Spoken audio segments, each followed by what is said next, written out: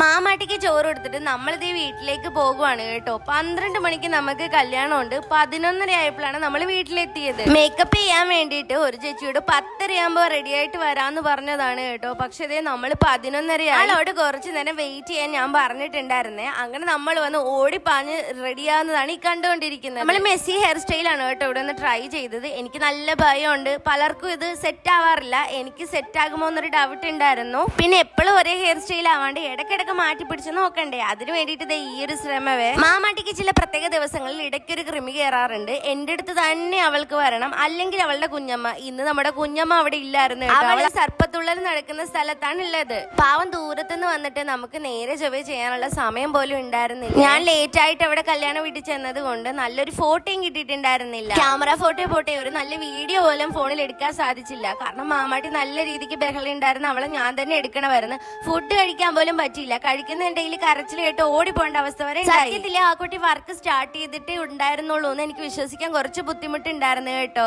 സാധനം എങ്ങനെയുണ്ട്, സെറ്റ് ആയിട്ടില്ലേ? എനിക്ക് നല്ല രീതിക്ക് ഇഷ്ടപ്പെട്ടിട്ടുണ്ടായിരുന്നു. എന്നെ വന്ന് ഒരുക്കിയത് വീണ എന്ന് പറയുന്ന കുട്ടിയാണ് കേട്ടോ. പേജ് ഞാൻ താഴെ മെൻഷൻ ചെയ്തേക്കാവേ. നിങ്ങൾക്ക് ഇഷ്ടപ്പെട്ടിട്ടുണ്ടെങ്കിൽ അഭിപ്രായം കൂടി പറഞ്ഞേക്കണേ.